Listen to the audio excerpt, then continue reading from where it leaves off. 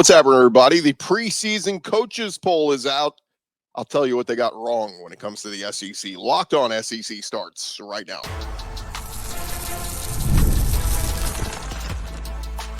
You are Locked On SEC, your daily podcast on the Southeastern Conference. Part of the Locked On Podcast Network, your team every day. Hey, what's up, everybody? Welcome into Locked On SEC. It's great to have you guys along. I'm Chris Gordy. Thanks for making Locked On SEC your first listen every day. Shout out to our everydayers. We're free and available wherever you get your podcasts and on YouTube, part of the Locked On Podcast Network, covering your team every day. And today's episode is brought to you by FanDuel. This summer, FanDuel's hooking up all customers with a booster or bonus daily. Something for everyone every day, all summer long. Visit FanDuel.com to get started. All right, we dive right into it as the preseason USA Today Coaches Poll came out on Monday. And it came as no surprise that the Georgia Bulldogs coming in, taking the top spot in the Coaches Poll. And as we look at it, look, they're coming off a 13-1 season, a 63-3 beatdown of Florida State in the Orange Bowl. And they're hoping to, at minimum, get back to the college football playoff. They were denied their chance at a three-peat. Well, as I've been saying all offseason, they can win 3 out of 4. You throw the word dynasty around, and we start to say, well, while the Bama Nick Saban dynasty comes to an end, the Kirby Smart Georgia dynasty really starts to ramp up. And we will see if that's what happens. However, as our buddy Brad Crawford over at 24/7 Sports pointed out, could be a bad omen. He pointed out that whoever earns that preseason number 1 status in the coaches poll, Alabama in 2017 is the last team to win a national championship with that distinction. So you look at it and say, all right, for the last 4, 5, 6 years, the team that started the preseason number 1 in the preseason coaches poll does not go on to win the national championship. Well, look, if anybody can do it, I think it's this Georgia team. They're loaded. Carson Beck's back. Trevor Etienne comes in from Florida at running back. I mean, they got dudes everywhere. I know they just booted Robert Thomas off the team, but I don't think that's going to hurt them. But Georgia comes in at number 1, and congrats to them. Texas, the Longhorns, come in at preseason number 4. I always say this, you should always kind of wipe the slate clean from the year prior, but people never do that. We always take carryover. You always go, well, Longhorns made the playoff last year, so we're just going to carry them over. And yeah, they got Quinn Ewers back and Steve Sarkisian's back and all that, but to me, it seems a little high for the Longhorns. I would have had the Longhorns probably, probably a couple spots down. We can debate who. If you want to put Bama ahead of them, if you want to make a case for Ole Miss. Again, I'm willing to hear it out. But regardless, Longhorns come in at number 4. Alabama, number 5. And this is the big question. What is life like post Nick Saban? I think a lot of the coaches, and we'll see when the AP poll comes out, I think a lot of people are afraid to say Bama is going to be worse without Nick Saban. I mean, to me, that's always been the stark reality that was coming, was the day Nick Saban retired, Alabama was not going to be as dominant or as good.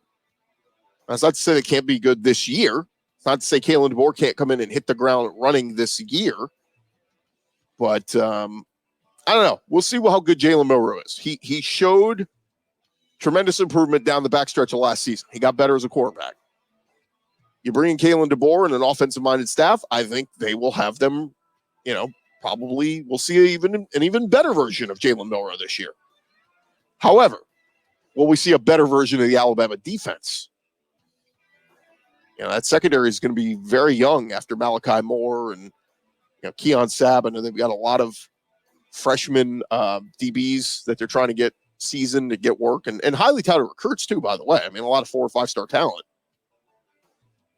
But time will tell on Bama. I mean, again, I put them at preseason 5, but is this a top 5 team at the end of the year?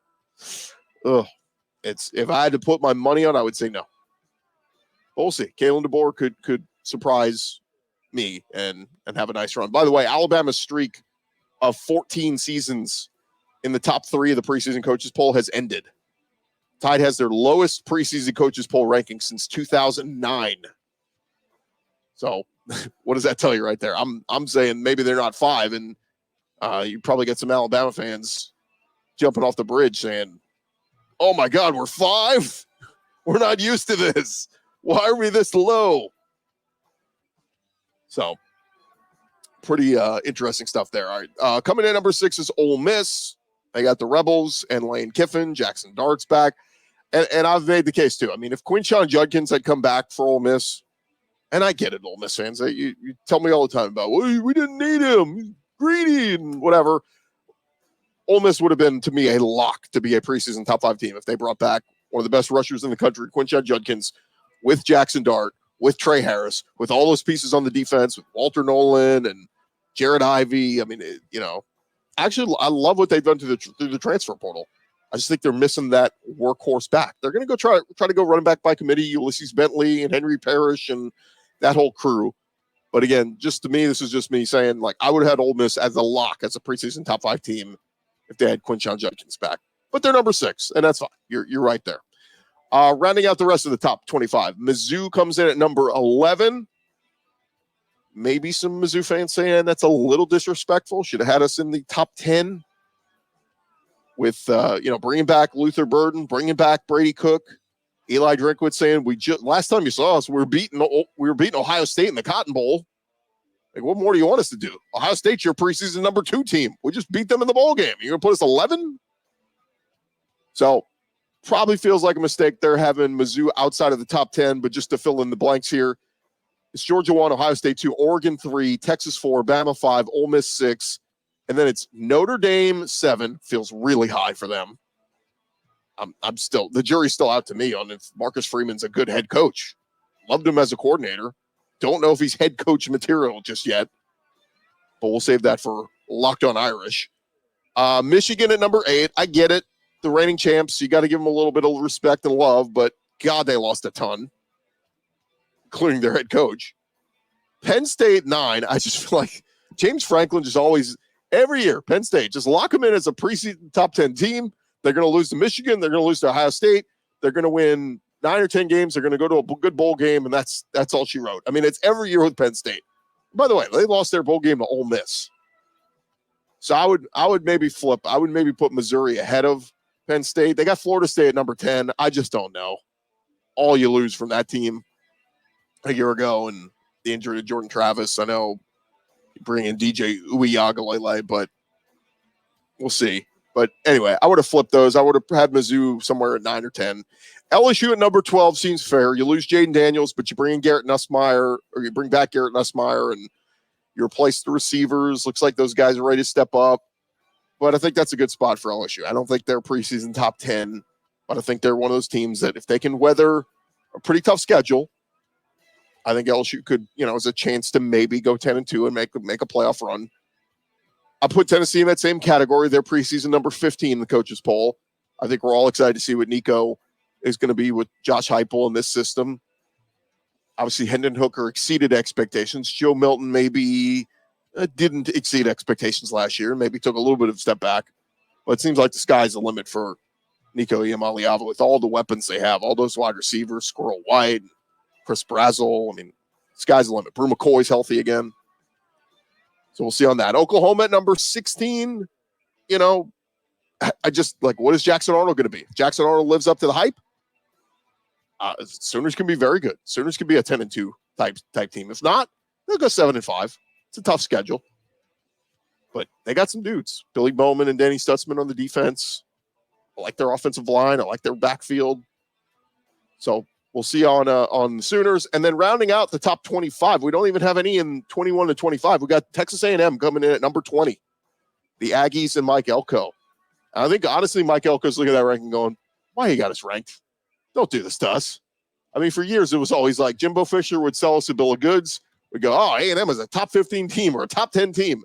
And then they would underachieve. I think Mike Elko's kind of saying, we'd like to be under the radar, please. Don't put us preseason top 25. But I think this is clearly, they cleaned up in the transfer portal. They did almost as good as Ole Miss in the portal, addressing a lot of needs. Connor Wegman is back at quarterback and healthy now. I think a lot of people are looking at it going, well, why don't we why don't we get number 7 Notre Dame versus number 20 A&M in week 1? A battle of 2 top 20 ranked teams. By the way, College Game Day and the ESPN crew, they're going down there for that one. So it builds up more hype, but I don't know. Ask anybody who covers A&M watching that team in the spring. Is this for surefire a top 20 team in the country? I don't think we know until we see him hit the field. It's a different day. We like Mike Elko. I think he'd be a good head coach, but I don't know. Jimbo Fisher would always sell us on, this team's going to be awesome, and then they don't live up to hype. And then rounding out the others receiving votes, they've got Auburn, Kentucky, and Florida were actually among the teams considered getting votes. Now, again, there was about 20 teams in the others receiving votes. So think about that as, they could be ranked anywhere from 26 all the way to 40 or 45, right? So, but just found that interesting. Auburn, Kentucky, and Florida making the list there. But the rest of your top 25, we ran through the top 10. We gave you Missouri at 11, LSU at 12, Utah is 13, Clemson 14, of course, Tennessee 15, Oklahoma 16, Kansas State 17, Oklahoma State 18, Miami 19. There we have A&M at 20. And then the rest of the top 25, Arizona 21, NC State 22, USC 23. USC deserved to be ranked? Ugh. Kansas 24 and Iowa 25.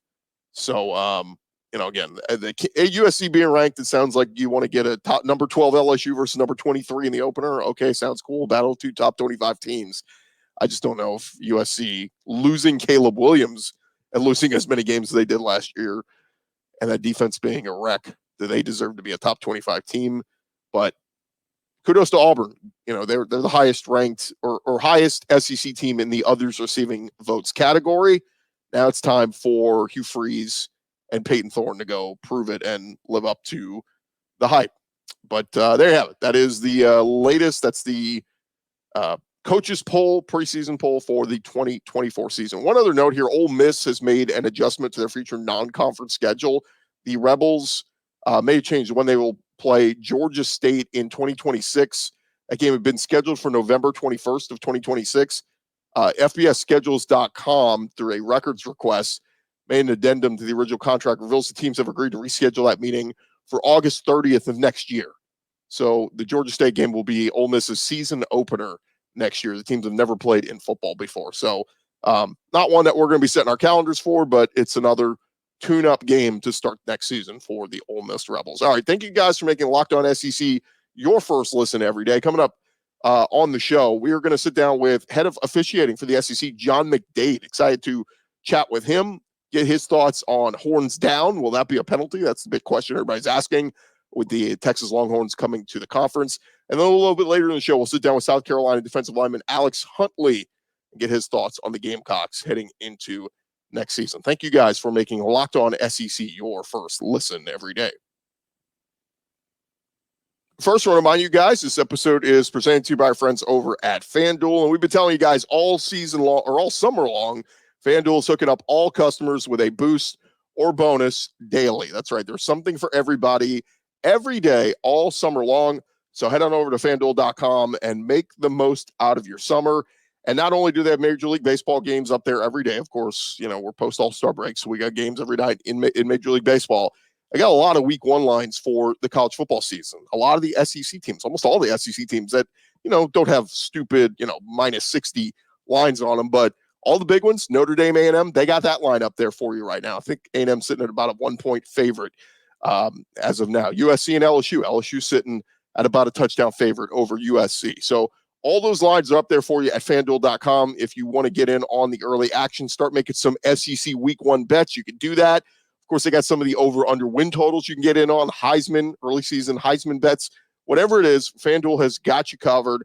And again, throughout the whole summer, they got you covered with great specials going on every day. And of course, FanDuel, they are the official sports betting partner of Major League Baseball. So they got those games for you there as well.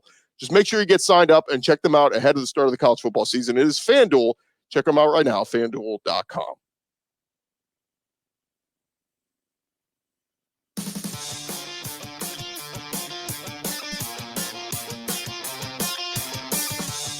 All right, thank you guys for making Locked On SEC your first listen every day. For your second listen, check out the Locked On College Football podcast. Spencer McLaughlin getting you ready for exciting season on the gridiron with discussion on the upcoming season, the ever-changing landscape of college athletics, transfer portal, NIL, and more. Locked On College Football, available on YouTube or wherever you get your podcast, part of the Locked On Podcast Network, covering your team every day. All right, next up, we were able to sit down the week of SEC Media Days with John McDaid, the head of SEC Officiating. We have not brought you guys this content yet, so thought we would bring it to you now. Great conversation, sitting down with the guy who is in charge of the officials, the referees, the guys who are throwing the flags every Saturday in these SEC games. Here was John McDaid. It would not be a trip to SEC Media Days without catching up with John McDaid, SEC coordinator of football officials. And I mean, come on, John, like everybody, you know, it's a conference where everybody has passion. We love to boo, and people love to boo officials. But when they're not booing, it means they're doing a damn good job. I guess even sometimes when they're boo, they're doing a damn good job. But good to talk with you, man. Chris, great to see you today. Absolutely. I guess let's just start here. I'll start generic. What to you are some of the biggest questions you've been getting today with obviously expansion of a conference, now 16 teams to worry about? Yeah, you know, every year you're getting the question what new rules we have. And so we're talking about the technology we're allowing on the sideline now with the coach-to-player communications. And we're talking about the tablets that are allowed on the sideline for video. You know, specific to the expansion, you know, just what different wrinkles does that bring to us? It doesn't really bring a lot. It brought up a new wrinkle in that I had to hire a whole new crew, both on the field and the replay booth. So I was hiring more people back in March and April than I otherwise normally would have had to do. But once I have them on our roster and get them in part of our training development program, participated in our spring clinic, about to participate in our preseason clinic next week in Birmingham. It's just we have more games to officiate, more games to assign. We actually have a handful of officials that came up through the Big 12, and so they've been to Norman and they've been to Austin before. So as soon as we kick Labor Day weekend, even though the two of the destinations are new to us, it should largely resemble business as usual. It was fun. I was joking about the booing stuff, but look, in this league, fans are always looking for a reason, right? It's like, you know, Kirk Herbstreit calls a Michigan, he's an Ohio State guy, he's biased, all this. Do y'all pay any attention to that if there's a referee who's born and raised in Norman, Oklahoma, and you're going to send him to a game at Oklahoma? I mean, obviously you guys have a high standard and you should be unbiased and do all this, but like, do you ever pay attention to that kind of stuff? So the Southeastern Conference has a very specific list of criteria on what creates a conflict of interest for the purposes of officiating. We actually have it on our website. If you go there, you can find what this criteria is. So, you know, if I'm an alumni there, if I have a direct member of my family that's currently attending that school, we've had officials whose career jobs had an account space that included a school, or in some cases two, right? Those are all conflicts of interest. We wouldn't be sending officials to those schools. Getting back to the first part of your question, how much do I monitor social media? What is zero? If you know your math, there's actually integers less than zero, you know, negative something. Yeah. That's not healthy. Just like it isn't for the athlete, just like it isn't necessarily for the coach. You know, if something's out there that I need to know about, we have people inside the SEC walls that'll bring that information. I don't need to be monitoring it. Yeah, they'll let you know. Let me ask you, I know you addressed it already when you spoke with the media, but, you know, Texas fan base out there, the hook 'em horns thing, they've been a little bit protected with that in the Big 12 at times in the past. I know you addressed it already, but the hook 'em horns gesture, you know, upside down horns, where are we on that? You know, part of what I've been saying is look, we're going to treat that just like we've been treating an opponent of Florida using the Gator Chomp or an opponent of Ole Miss using the Land Shark signal or sign. Is it being used in a taunting way? Is it being used that's making a travesty of the game? Well, we need to start thinking about whether it's unsportsmanlike conduct. But if it doesn't fit in one of those two buckets, it's travesty of the game would be something that you do outside the context of the stadium, in public, let's say at a grocery store or a shopping mall, that a reasonable person would find offensive. I don't think that signal is in and of itself offensive, right? So is it taunting an opponent is what it comes down to. And look, you know, if an opponent wants to use their the sign in a celebratory way in their own sideline with their own teammates, not directed at an opponent, we don't need to step in and insert ourselves in the game there. Is there a fine line between celebrating a first down, celebrating a touchdown, and then crossing that line? You know, the game is built on passion and emotion. right? That's what makes it, a large part of what makes it so dang special. Why would we want officials to come down and tamp down that passion and emotion? It's when the passion and emotion is directed in a negative way such that it detracts from the game. That's what they're there for. Answer your question, sure, there is a celebration that's just too much, right? But at the same time, just think about the ratio of how much the athlete trains as opposed to how many minutes he's actually in an athletic contest, right? You're talking at least a 10-to-1 ratio, if not even greater than that. When they finally get out on that field in front of all those fans on a Saturday in the fall, they want to celebrate.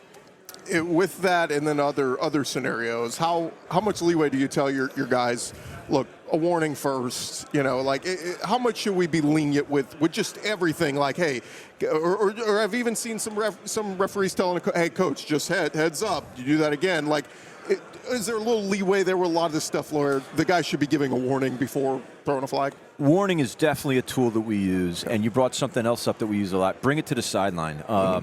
You know what? We've got coaches that are coaching the SEC not by accident, right? They are darn good coaches, and it's not just that they know the X's and O's. It's they know how to mold a team. They know how to build a culture. And when I was still in the field, I can tell you, if we had an issue in the field like that, it hadn't risen to the standard of a foul yet, but I wanted to make sure it didn't ever rise to the level of a foul. I'd take it to the sideline, and almost without fail, it got cleaned up like that. Yeah, no, it's like most of the coaches, they've been around the block. They know what to expect and that sort of thing.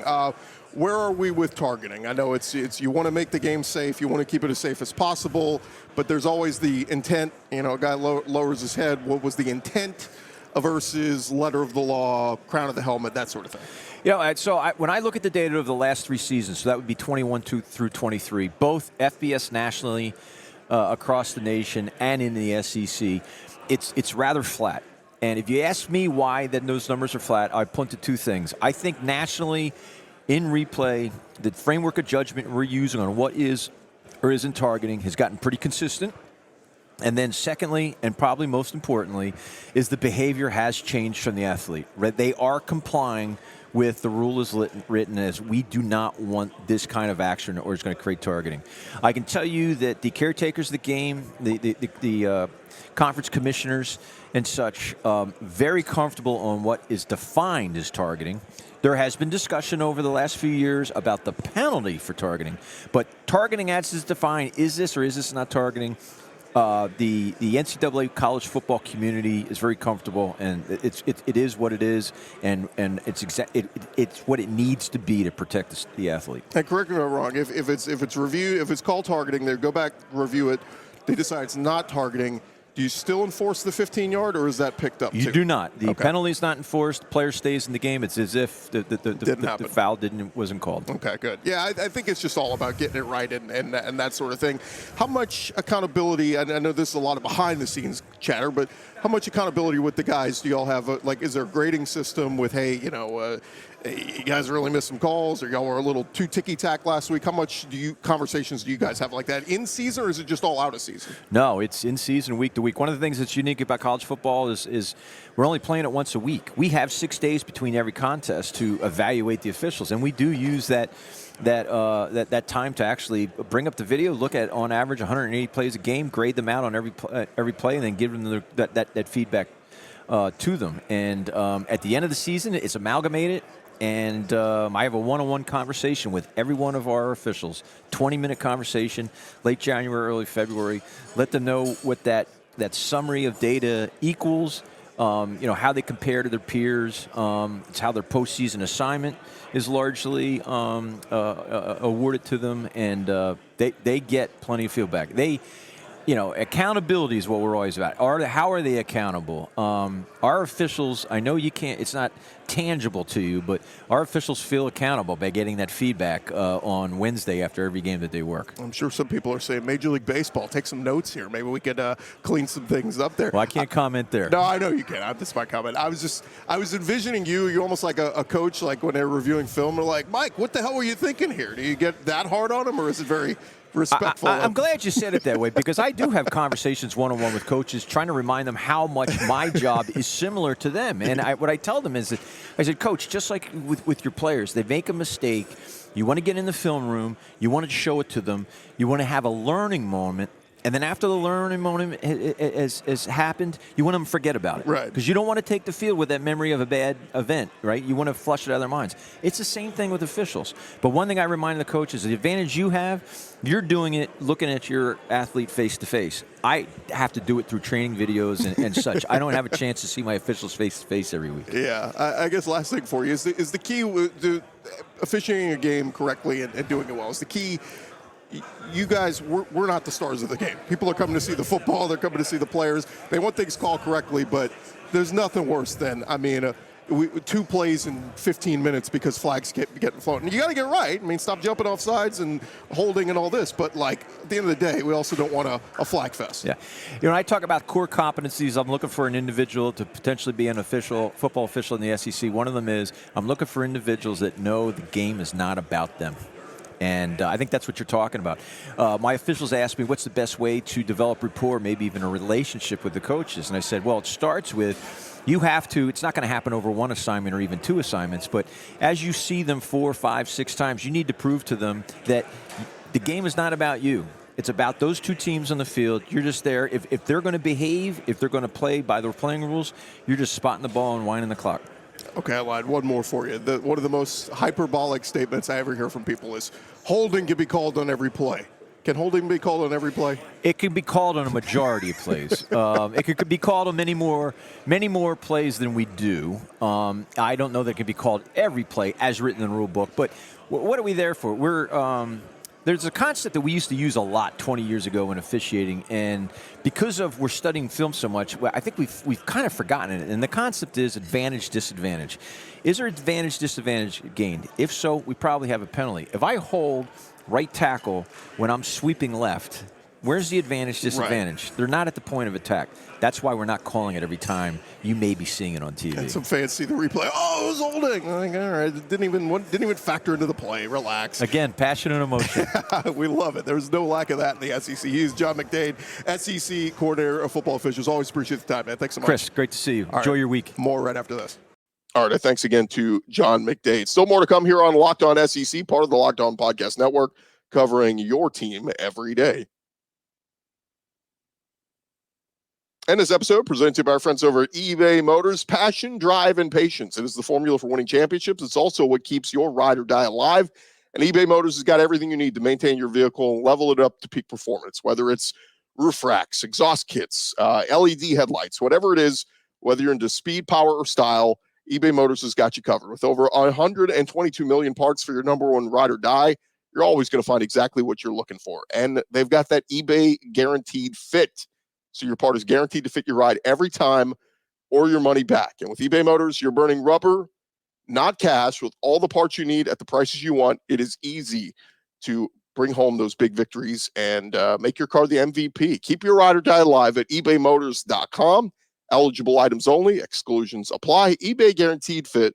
Only available to U.S. customers. That's ebaymotors.com.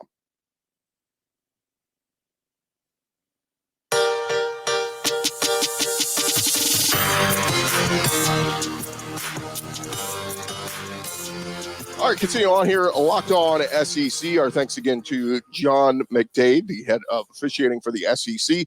One other player interview. We have one more player we did not bring you guys from SEC Media Days. We were able to sit down with South Carolina defensive lineman Alex Huntley, and a guy that, man, when I say South Carolina's got to step up and be better this year, they've got to improve in the trenches, particularly on the offensive line, but I'm not discounting the defensive line as well. They've got to step up and be more aggressive, increase that sack total, shut down the run, do what they need to do. And, they went through the portal and added Gilbert Edmond. They've got Tonka Hemingway back. They've got Kyle Kennard they add as the edge. Some other guys behind him, TJ Sanders, Elijah Davis, Jatius Gear, some guys in the trenches there. But certainly it starts up front, and Alex Huntley, the big senior, is a big part of that. Behind them, Debo Williams at linebacker, Nick Emanwari at safety. I like some of the pieces they've got. Jalen Kilgore in the secondary. They got some good pieces on that South Carolina defense, but they've got to step up. And, man, do they have a tough schedule to play through. It's going to be a grind. So let's jump into it as we sit down with Alex Huntley, South Carolina Gamecock defensive lineman. All right, continue on here from SEC Media Days, and a pleasure to check in with Alex Huntley from the South Carolina Gamecocks. They call him Boogie. Welcome in, man. How are you? Thank you. I'm doing well. I very blessed and excited to be here, so it's going good. It's crazy when we look at the season that is ahead with, I mean, all new things, additions in the SEC, Oklahoma and Texas coming in, and more national exposure. The road gets tougher here with two big teams like this, right? Yeah. I mean, I think it's one of those things where it's the SEC. You know, I feel like every kid when they committed to an SEC school, they knew what it was, and that was to play the best competition in the best environments. And so I love it. You know, to be the best, you have to beat the best. And so that's not something I'm mad about or upset about. I actually welcome it, you know, so I'm excited. We talked with your teammate Luke Doty here a little bit earlier, and he talked about just all the new pieces you guys have. I mean, a lot of pieces of the portal, a lot of young guys, transfers, and all this kind of stuff. What was the spring like and some of the new faces getting adjusted? The spring was great. It was great. I mean, we got so much more depth on every position on the field, so it was really cool to see. And all the guys who transferred in or the early enrollees, they came in and there wasn't any struggles to get close or, you know, they didn't have any type of arrogance to them. They all came and they all fit right in. You know, it was super easy. It wasn't difficult to do. And so they all just love ball. And so when you have guys who just like to play football and like to win, you know, everything else kind of falls in place, and it's really easy. A little continuity there on the defensive line with guys like Tonka Hemingway back and Elijah Davis, but you bring in Gilbert Edmond. I mean, some dudes who've played a lot of football, been in the trenches before. Yeah, I mean, and that's one of those things that you love, especially in the SEC. Stopping the run is huge. And so when we focused on the DN and defensive tackles this offseason, it helped us so much. We got so many transfers in. And Gil, like you said, going from Florida State, coming back to South Carolina, already had a relation with pretty much everybody on the team. So it was really good. I think we put an emphasis and focus on that area of football, and I think we're doing well. Talk a little bit about the offense, because I know everybody wants to know how Lenoris looks and, you know, dual threat guy. And it's, to me, the sky's the limit on what he can become. But also, I mean, new wide receivers to step up. I mean, it's a lot of new on the offense. Rocket Sanders coming over from Arkansas. It's a lot of new. Yeah, it is. And that's okay. You know, I think that new idea kind of scares a lot of people, doesn't know who we are, and that's okay. But it's great. You know, Lenoris, that is going to be a guy who I really think shocks the world this year. He's a young guy, but he's so poised. He's so mature. And he's just a great football player. So, and you got to have a great quarterback to be a great team. And I feel we do. And then Rocket came in, and it's like he didn't miss a beat. I mean, he's always working. It's all he's doing. He's grinding. He works. His care factor is huge. And so that's a guy. Those guys like that you love to have on the team, because no matter what they're doing, you know you can trust them. You know they care. You know they put the work in. And so that's good. And then we've got countless new receivers. And so yeah, it's going to be really good. I'm excited to see what the offense can do. Where does Luke – I mean, Luke he could line up a receiver. He could line up tight end. He could line up at H-back. I mean, I was saying, like, you guys get in the red zone, you could put Robbie Ashford in with Lenoris, with Luke, and any of the three could throw the football. Yeah. I mean, like, trick plays could be – you don't have to let us know what y'all been doing, but I just look at that and go, man, it's a threat everywhere. No, 100%. I mean, Luke is one of those guys who can truly do anything on the field. You know, he might not be able to block, but anything else, he can't put his hand down. But, yeah, it's like even knowledge of the game. Every position he knows. Every technique he knows.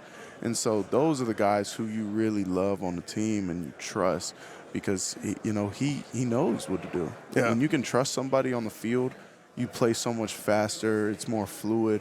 And so Luke is a guy I've never questioned his ability to do anything, because if you do question it, he'll probably prove you wrong. So, yeah, he's a great dude, great ball player. Last thing for you, when Alex Huntley's not playing football, what are you doing? If I'm not playing football, I am probably hanging out with some teammates or playing Call of Duty.